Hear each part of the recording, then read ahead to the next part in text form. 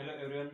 ಇವಾಗ ನಾನು ದ್ವಿತೀಯ PUC ಹಾಗೂ ಯಾವುದೇ ಪರೀಕ್ಷೆಗಳಿಗೆ ಸಂಬಂಧಪಟ್ಟಂತೆ ಕೆಲವನ್ನು ಕೊಡಲಿದ್ದೇನೆ. ಅಂದ್ರೆ ನೀವು ಪರೀಕ್ಷೆಯಲ್ಲಿ ಓದ್ತಕ್ಕಂಥ ಸಮಯದಲ್ಲಿ ಕೊನೆಯ ಹಂತದ ತಯಾರಿ ನಿಮ್ದು ಯಾವ ರೀತಿ ಇರಬೇಕು ಅಂತಕ್ಕಂಥದ್ದು.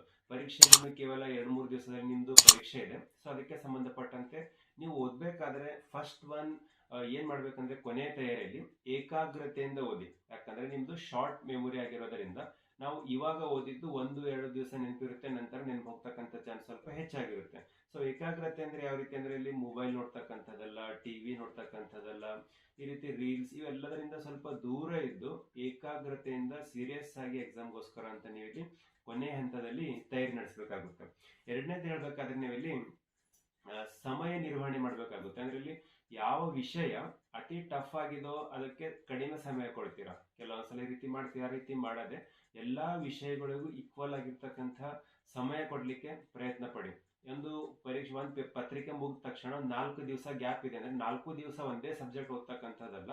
ಸೊ ನೆಕ್ಸ್ಟ್ ಇರ್ತಕ್ಕಂಥ ಪತ್ರಿಕೆಗಳಿಗೂ ಸಹ ಅಲ್ಲಿ ಸಮಯ ನಿರ್ವಹಣೆ ಮಾಡ್ತಕ್ಕಂಥ ಕೆಲಸ ನೀವು ಇಲ್ಲಿ ಮಾಡ್ಲಿಕ್ಕೆ ಪ್ರಯತ್ನ ಪಡಿ.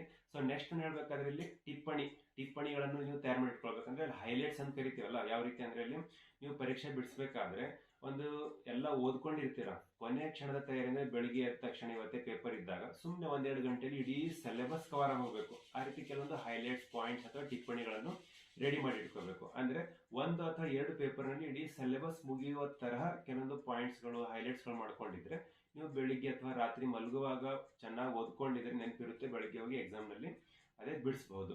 ಸೊ ನೆಕ್ಸ್ಟ್ ಹೇಳ್ಬೇಕಾದ್ರೆ ಓಲ್ಡ್ ಕ್ವಶನ್ ಪೇಪರ್ ಇವಾಗ 2 ದಿವಸ ಇರೋದ್ರಿಂದ ಅವೆಲ್ಲ ಹೆಚ್ಚಿಗೆ ರೆಫರ್ ಮಾಡ್ತಾ ಹೋಗೋದಕ್ಕಿಂತ ಒಳ್ಳೆ ರೀತಿ ಸಿಲೆಬಸ್ ಅಂತಕ್ಕಂಥದ್ದು ಒಳ್ಳೆ ರೀತಿ ಕವರ್ ಮಾಡ್ಲಿಕ್ಕೆ ಪ್ರಯತ್ನ ಪಡಿ. ಪರೀಕ್ಷೆ ಆರಂಭ ಆಗ್ತಕ್ಕಂಥ ಕೆಲವೇ ಸಮಯ ಇರುವಾಗ ಅಂದ್ರೆ 10 ಗಂಟೆ ಪರೀಕ್ಷೆ ಇದೆ, ನೀವು 8 ಗಂಟೆ 9 ಗಂಟೆಗೆ ಓದ್ತಾ ಇದ್ರೆ ತುಂಬಾ ಸೀರಿಯಸ್ ಆಗಿ ಓದ್ತಾ ಇದ್ರೆ ಆ ರೀತಿ ಮಾಡಿದಾಗ ನಿಮ್ಗೆ ಕನ್ಫ್ಯೂಸ್ ಆಗುತ್ತೆ. ಯಾಕಂದ್ರೆ ಮೋರ್ ಸ್ಟಡಿ ಮೋರ್ ಕನ್ಫ್ಯೂಸ್ ಅಂತ ಕರಿತೀವಲ್ಲ. ಸೊ ಎಕ್ಸಾಮ್ ಸಮೀಪ ಬಂದಾಗ ಇನ್ನೇನು 1 ಗಂಟೆ 2 ಗಂಟೆಯಲ್ಲಿ ಪರೀಕ್ಷೆ ಇದೆ, ನೀವು ಓದ್ತಾ ಇದ್ರೆ ಹೆಚ್ಚಿಗೆ ಓದಿದಾಗ ಕನ್ಫ್ಯೂಸ್ ಆಗಿರ್ತಕ್ಕಂಥ ಡಿಲೀಟ್ ಆಗ್ತಕ್ಕಂಥ ಚಾನ್ಸ್ ಇರುತ್ತೆ. ಸೊ ಪರೀಕ್ಷೆ ಇರ್ತಕ್ಕಂಥ ದಿನ ಮಿನಿಮಮ್ ಅಂದ್ರೆ 8 ಗಂಟೆ ತನಕ ಸ್ವಲ್ಪ ಹೈಲೈಟ್ಸ್ ಪಾಯಿಂಟ್ಸ್ ಗಳನ್ನು ಓದ್ಕೊಂಡು 8ರಿಂದ 10 ಗಂಟೆ ತನಕ ಸ್ವಲ್ಪ ಮೈಂಡ್ ಅನ್ನು ರಿಲ್ಯಾಕ್ಸ್ ಆಗಿರ್ಲಿಕ್ಕೆ ಬಿಟ್ಕೊಡಿ.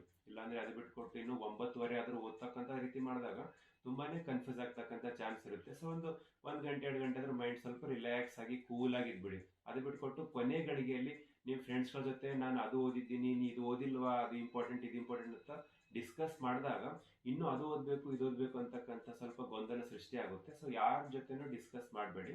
ನೀವೇನ್ ಓದಿದ್ರೆ ಅದ್ರ ಮೇಲೆ ಕಾನ್ಫಿಡೆಂಟ್ ಆಗಿದ್ಬಿಡಿ. ಅದು ಬಿಟ್ಟು ಡಿಸ್ಕಸ್ ಮಾಡಿ ಓದದೇ ಇರ್ತಕ್ಕಂಥ ವಿಷಯ ಬಗ್ಗೆ ಫೋಕಸ್ ಆ ರೀತಿ ಮಾಡ್ಲಿಕ್ಕೆ ಹೆಚ್ಚಿಗೆ ಪ್ರಯತ್ನ ಪಡಬೇಡಿ. ಓದಿರ್ತಕ್ಕಂಥದ್ದು 100% ಬಿಡಿಸ್ಲಿಕ್ಕೆ ಟ್ರೈ ಮಾಡಿ. ಸೊ ನೆಕ್ಸ್ಟ್ ಯಾವುದೇ 24 ಗಂಟೆ ಮುಂಚೆ ಎಲ್ಲವನ್ನೂ ಒಂದ್ಸಲ ಓದಿ ಮುಗಿಸ್ಬಿಡಿ. ಅಂದ್ರೆ ಇನ್ನೂ ಒಂದಿನ ಪರೀಕ್ಷೆ ಇದೆ ಅಂದ್ರೆ ಒಂದ್ಸಲ ಎಲ್ಲ ನಿಮ್ ಸಿಲೆಬಸ್ ಓದಿ ಮುಗ್ದಿರ್ಬೇಕು. ಇನ್ನು ಕೊನೆ ಕ್ಷಣದಲ್ಲಿ ಕೇವಲ ಪಾಯಿಂಟ್ಸ್ ಟಿಪ್ಪಣಿಗಳೇ ಓದ್ಲಿಕ್ಕೆ ನಿಮ್ಗೆ ಸಮಯ ಇರಬೇಕು. ಸೊ ನೆಕ್ಸ್ಟ್ ಒನ್ ಒಳ್ಳೆ ರೀತಿ ಟೈಮ್ ಟೇಬಲ್ ಹಾಕೊಂಡು ಒಳ್ಳೆ ರೀತಿ ಕಾನ್ಫಿಡೆಂಟ್ ಆಗಿ ಬಿಡಿಸಿ. ನೆಕ್ಸ್ಟ್ ಪರೀಕ್ಷೆಗೆ ಹೋದಾಗ ಪ್ರಶ್ನೆ ಪತ್ರಿಕೆಯನ್ನು ಒಂದು 10 ನಿಮಿಷ 15 ನಿಮಿಷ ಓದ್ಲಿಕ್ಕೆ ಕೊಟ್ಟಿರ್ತಾರೆ. ಒಳ್ಳೆ ರೀತಿ ಪ್ರಶ್ನೆ ಪತ್ರಿಕೆಯನ್ನು ಓದಿ ಯಾವ ಪ್ರಶ್ನೆಗಳು ನಿಮಗೆ ಟಫ್ ಅನ್ಸ್ತವೋ ಅವುಗಳಿಗೆ ನೋಡಿ ಗಾಬರಿ ಆಗ್ಲಿಕ್ಕೆ ಹೋಗಬೇಡಿ. ಗಾಬರಿ ಆದಾಗ ಇತ್ತಿರ್ತಕ್ಕಂಥದ್ದು ನೆನಪು ಹೋಗ್ತಕ್ಕಂಥ ಚಾನ್ಸ್ ಇರುತ್ತೆ. ಸೊ ಅದರಲ್ಲಿ ನಿಮ್ಗೆ ಯಾವ್ದು ಸುಲಭ ಅನ್ಸುತ್ತೋ ಅಂತಹ ಪ್ರಶ್ನೆಗಳಿಗೆ ಮೊದಲು ಉತ್ತರ ಬಿಡಿಸ್ಲಿಕ್ಕೆ ಪ್ರಯತ್ನ ಪಡಿ. ಅಂಡ್ MCQ ಕ್ವಶನ್ ಹಾಗೂ ಬಹು ಆಯ್ಕೆ ಆಗಿರ್ಬೋದು ಅಥವಾ ಫಿಲ್ ಇನ್ ದ ಬ್ಲಾಂಕ್ಸ್ ಬಿಟ್ಟ ಸ್ಥಳ ಯಾವುದೇ ಪ್ರಶ್ನೆಗಳಾಗಿದ್ರು ಅವುಗಳಲ್ಲಿ ಕೆಲವೊಂದು ಸಲ ನಿಮಗೆ ಕನ್ಫ್ಯೂಸ್ ಆಗ್ತಕ್ಕಂಥ ಚಾನ್ಸ್ ಇರುತ್ತೆ. ಈ ಕೆಳಗಿನವುಗಳಲ್ಲಿ ಯಾವುದು ಸರಿಯಾಗಿದೆ ಅಂತಂದ್ರೆ ತಪ್ಪಾಗಿರ್ತಕ್ಕಂಥ ಬರೀತಕ್ಕಂಥ ಚಾನ್ಸ್ ಇರುತ್ತೆ. ಅಂದ್ರೆ ಪ್ರಶ್ನೆಯನ್ನು ಮಿಸ್ಅಂಡರ್ಸ್ಟ್ಯಾಂಡ್ ಮಾಡ್ಕೊಳ್ತಕ್ಕಂಥ ಚಾನ್ಸ್ ಕೆಲವೊಂದ್ಸಲ ಹೆಚ್ಚಾಗಿರುತ್ತೆ. ಅದಕ್ಕೋಸ್ಕರ ಮೊದಲು ಪ್ರಶ್ನೆಯನ್ನು ಸ್ಪಷ್ಟವಾಗಿ ಓದಿ ಅರ್ಥ ಮಾಡ್ಕೊಳ್ಳಿ. ಅರ್ಥ ಮಾಡ್ಕೊಂಡು ಉತ್ತರ ಬಿಡಿಸ್ಲಿಕ್ಕೆ ಪ್ರಯತ್ನ ಪಡಿ. ಅಂಡ್ ನೆಕ್ಸ್ಟ್ ಒನ್ ಯಾರು ಓದೇ ಇಲ್ಲ ಫೇಲ್ ಆಗ್ತೀವಿ ಅಂತ ಇರುತ್ತಲ್ಲ ಅಂತ ವಿದ್ಯಾರ್ಥಿಗಳು ಸಹ ಖಾಲಿ ಪತ್ರಿಕೆ ಕೊಟ್ಟು ಬರುವ ಬದಲು 3 ಗಂಟೆ ಸಮಯ ವ್ಯರ್ಥ ಮಾಡ್ತಕ್ಕಂಥ ಬದಲು ಆ ಪ್ರಶ್ನೆಗೆ ಉತ್ತರ ಗೊತ್ತಿಲ್ಲದೆ ಇದ್ರು ರಿಲೇಟೆಡ್ ಆನ್ಸರ್ಸ್ ಅಂತ ಕರಿತೀವಲ್ಲ ಅದೇ ರೀತಿ ರಿಲೇಟೆಡ್ ಆನ್ಸರ್ ಆದ್ರೂ ಬರೀಲಿಕ್ಕೆ ಪ್ರಯತ್ನ ಪಡಿ. ಅದು ಬಿಟ್ಕೊಟ್ಟು ನೀವು ಏನೂ ಬರೆಯೋದಿಲ್ಲ ಇಡೀ ಪತ್ರಿಕೆನೆ ಖಾಲಿ ಕೊಟ್ಟು ಬರ್ತೀರಾ ಅನ್ನೋ ಬದಲು ಏನಾದ್ರೂ ಬಿಡಿಸ್ಲಿಕ್ಕಾದ್ರೂ ಪ್ರಯತ್ನ ಪಡಿ. ಆ ರೀತಿ ಬಿಡಿಸಿದಾಗ 1-2 ಅಂಕ ಕಡಿಮೆ ಬೀಳ್ತಕ್ಕಂಥ ಸಮಯದಲ್ಲಿ ಅದು ಸಹ ನಿಮ್ಗೆ ಸಹಾಯಕವಾಗ್ತಕ್ಕಂಥ ಚಾನ್ಸ್ ಇರುತ್ತೆ.